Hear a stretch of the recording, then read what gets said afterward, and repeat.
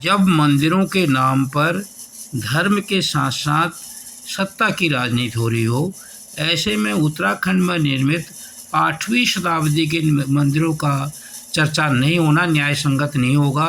मैं नंदन सिंह बिष्ट, आप देख रहे हैं इमेम दस्तावेज।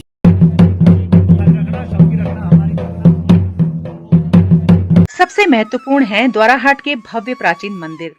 कहा जाता है कि द्वाराहाट में 365 मंदिर और 365 ही नौलों का निर्माण 9वीं और 10वीं शताब्दी में कत्यूरी राजा बसंत देव और खरपर देव द्वारा किया गया। द्वाराहाट में अधिकांश मंदिर एकल मंदिर के स्थान पर समूह के मंदिर के रूप में बनाए गए हैं। सर्वाधिक मंदिर जो 12 की संख्या में है, वो कचहरी मंदिर समूह में है। कचहरी मंदिर के साथ ही कत्यूरी राजाओं ने अपने पूर्वज रतन देव और गुर्जर देव के नाम से भी यहाँ मंदिर समूह स्थापित किए हैं।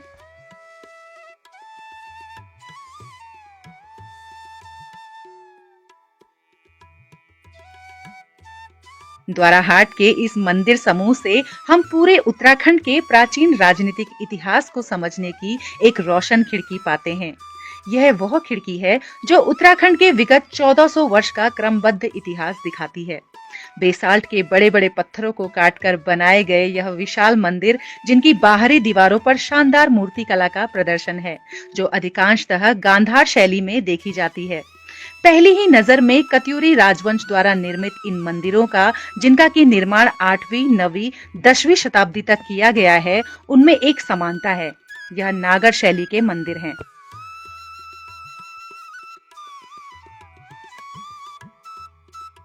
उत्तराखंड में प्राचीन नागर शैली के इन मंदिरों में जोशीमठ का नरसिंह मंदिर, गोपेश्वर का गोपीनाथ मंदिर तथा रुद्रनाथ तुंगनाथ सहित पंचकेदार ऊखीमठ का ओंकारेश्वर मंदिर, आदि बद्री का मंदिर समूह, जागेश्वर मंदिर समूह आदि अधिक प्रसिद्ध हैं।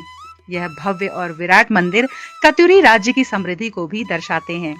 मूर्ति निर्माण और मंदिर निर्माण की यह शैली औरंगाबाद, महाराष्ट्र की एलोरा के मंदिर समूहों से मिलती है, जो कि राष्ट्रकूट नरेशों द्वारा निर्मित हैं, जिनका निर्माण वर्ष भी 6ठी से 8वीं शताब्दी तक है।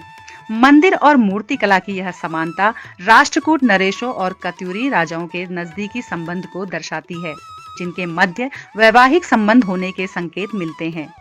उत्तराखंड देवभूमि में ऐसे सैकड़ों मंदिर हैं जो अधिकांश क्षतिग्रस्त हो गए हैं, उनकी देखरेख भी जरूरी है। अयोध्या राम मंदिर के लिए 500 साल तक संघर्ष हुआ, जिसमें काफ़ी साधु संतों ने और राजा महाराजाओं ने अपनी जान की आहुति दी।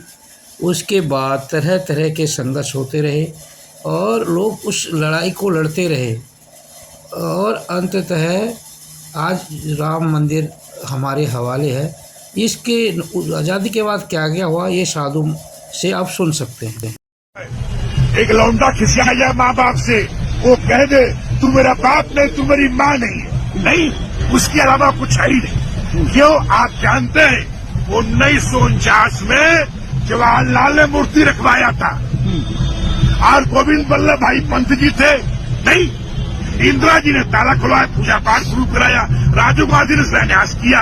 तो किसको आप अलग मानते हैं? सब राम भाई थे, राम भाई है, राम भाई रहे। देश की आज़ादी के बाद 1949 में माना जाता है कि यहाँ पे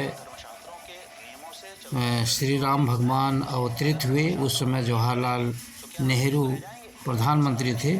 फिर यहाँ पर भगवान की पूजा अर्चना शुरू हुई और इसके खिलाफ मुस्लिम समुदाय अदालत में गया और मामला अदालत में चले गया और 1986 में कुछ हिंदू संगठनों ने माना कि ये लड़ाई अदालत से नहीं जीती जा सकती है, इसलिए उन्होंने आंदोलन की राह पकड़ी और इसके लिए जन जागरण और कार सेवा शुरू की।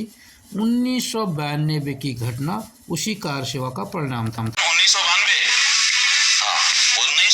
में पैदा हुआ। ये जो विश्व हिंदू परिषद के लोग हैं, ये कांग्रेस के साथ मिल गए थे और कांग्रेस के साथ मिलकर के इन्होंने 192 फीट दूर लला के विराजमान होने वाले स्थान से 192 फुट दूर इन्होंने गड्ढा खोद दिया था, शिलान्यास कर दिया था कि हम यहाँ मंदिर बनाएंगे।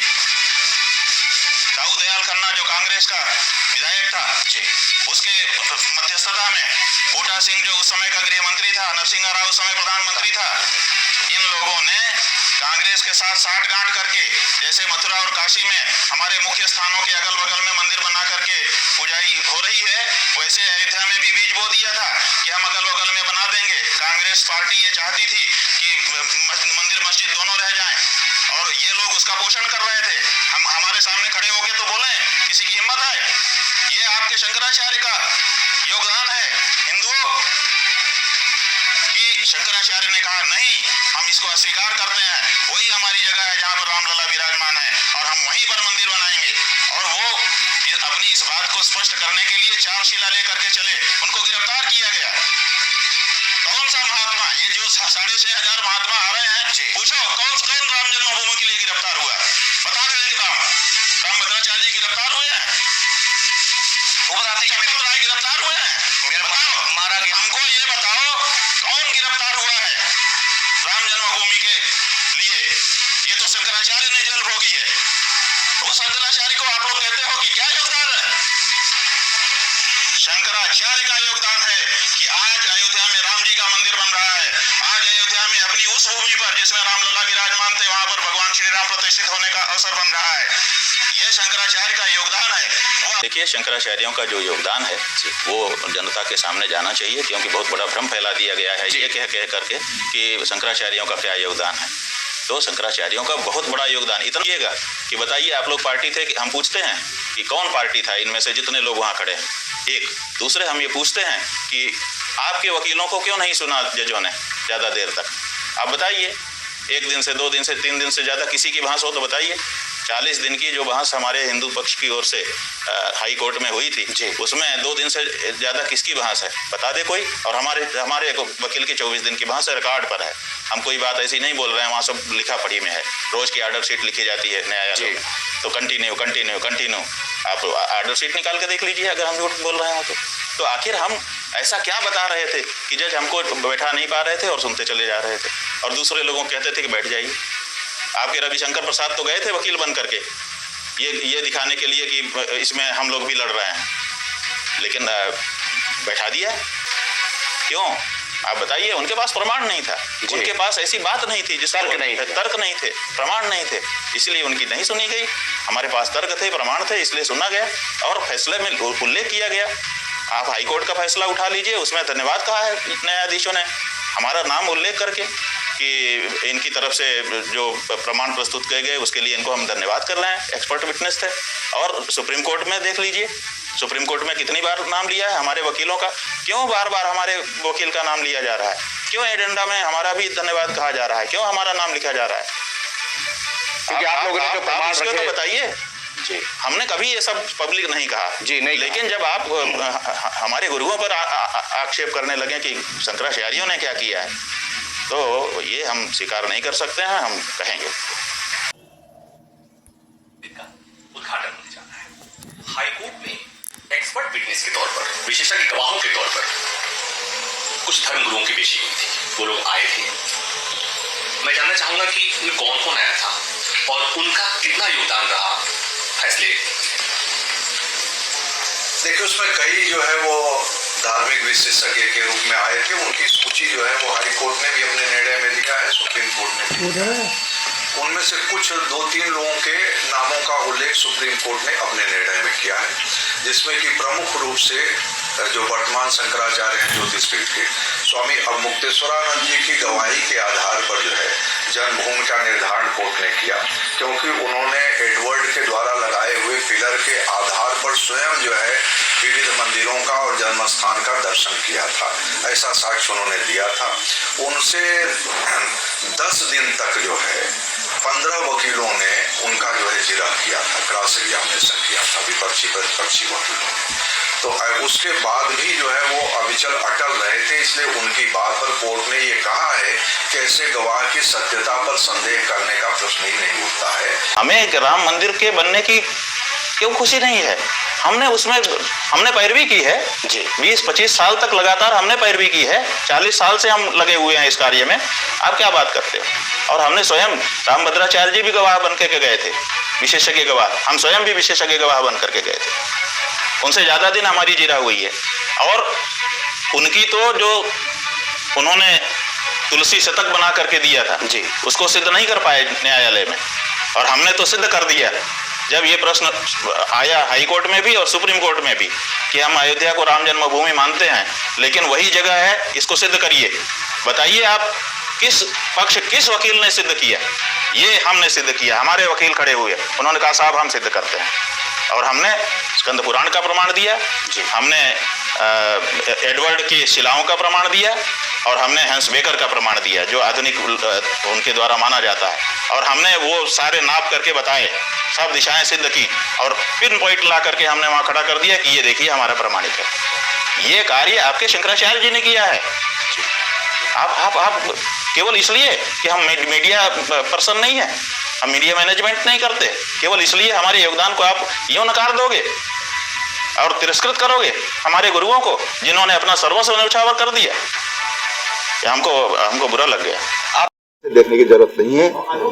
कोई राम जन्मभूमि का आंदोलन मोदी जी ने शुरू नहीं किया। राम जन्मभूमि का आंदोलन 500 साल पहले शुरू हो गया था। अभी उनके हाथ से आया है ना। आज हम प्रभु श्री राम की नगरी अयोध्या धाम में हैं। ये राम भक्तों द्वारा दिया गया दान है, जिन्होंने हृदय तल से अपनी स्वेच्छा से ट्रकों सामग्रियां दान में दिया है।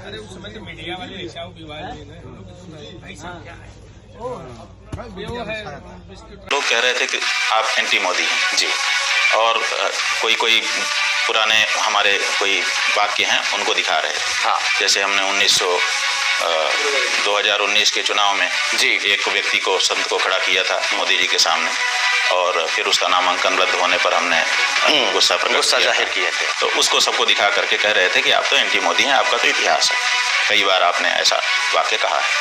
तो हमने उनको कहा कि देखिए, आप हमारे वाक्यों के आधार पर अगर हमको एंटी मोदी कहते हैं, क्योंकि हम गुस्सा प्रकट कर रहे थे, तो ये बता दीजिए कि संसार में कोई एक बाप बता दीजिए जिसने अपने बेटे को कभी डांटा ना हो, फटकारा ना हो। क्या हर बाप जो अपने बेटे को डांटता फटकारता है वो एंटी बेटा होता है? अपने बेटे का एंटी तो नहीं होता ना। वो तो केवल गलती पर सुधार के लिए कहता है, अपना गुस्सा प्रकट करता है। अगर जिस बेटे को डांट रहा है उसी के ऊपर कोई आपत्ति आ जाए तो कलेजे के टुकड़े की जैसे रक्षा की जाती है वैसे उसकी रक्षा करेगा। तो ऐसे ही हम धर्म जगत के लोग हैं। हमारे गुरुजी शंकराचार्य थे, हम उस समय उनके प्रतिनिधि थे। शंकराचार्य जी का एक प्रतिनिधि कोई सामान्य नहीं होता है, उसका भी अपना दायित्व होता है। तो एक शंकराचार्य जी के प्रतिनिधि के रूप में जब मंदिर तोड़े जा रहे थे, मूर्तियां तोड़ी जा रही थी, तो उस समय अगर हम अपना गुस्सा प्रकट कर रहे थे तो एक हिंदू होने के नाते वो हमारा धर्म था, वो हम कह रहे थे और हम चाहते थे। हम तो चाहते थे कि मोदी जी से हम कह सकें अपना गुस्सा, लेकिन कोई रास्ता नहीं था उनका, तो उनके साथ कोई बात तो कराता नहीं है। और अखबार छाप नहीं रहे थे। एक अखबार, 150 मंदिर टूटे हैं काशी में, एक अखबार वाला खड़ा होकर नहीं बता सकता कि ये देखिए हमने उस दिन छापा था। 150 मंदिर, काशी जैसी जगह में पौराणिक मंदिर टूट गए, हजार साल, 800 साल के पुराने मंदिर टूट गए, एक अखबार ने रिपोर्टिंग नहीं की। आप मीडिया वालों से हम बात कर रहे हैं, समझो कि कृपा कर रहे हैं। बिल्कुल अश्रद्धा है हमको आपकी मीडिया से कि आप कहते हो कि हम सब समाचार छापते हैं, लेकिन आप मैनेज हो जाते हो।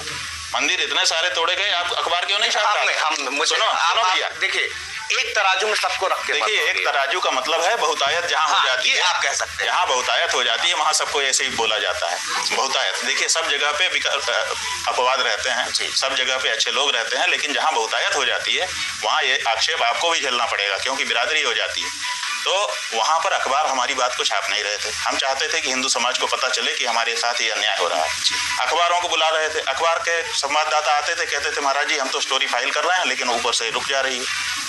कुछ कहते थे कि हमको तो रोक दिया गया है कि स्टोरी करो ही मत। टेलीविजन के चैनल नहीं दिखा रहे थे।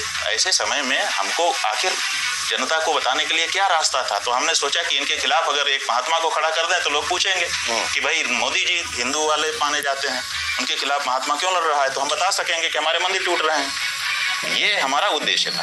अब इसमें हिंदू धर्म के मंदिर तोड़े जाएं और कोई धर्माचार्य उसके लिए खड़ा हो जाए, इसको हिंदू समाज अगर गलत समझेगा तो फिर हम क्या करेंगे? उस हिंदू समाज के लिए हम कैसे लड़ सकते? मंदिरों के नाम पर अपनी अपनी गद्दी के लिए हो रही इस लड़ाई में आप क्या सोचते हैं? क्या साधु संत धर्मशास्त्री सही हैं या राजनेता जो इसमें घुस रहे हैं? आप अपनी टिप्पणी जरूर लिखें। अगर आपको हमारी वीडियो पसंद आई हो तो इसे लाइक करें और ज्यादा से ज्यादा शेयर करें ताकि बाकी लोगों तक भी ये जानकारी पहुंच सके। हमारे चैनल को सब्सक्राइब करना बिल्कुल ना भूलें और हमारी वीडियोस को सबसे पहले देखने के लिए बेल आइकन को भी जरूर प्रेस करें।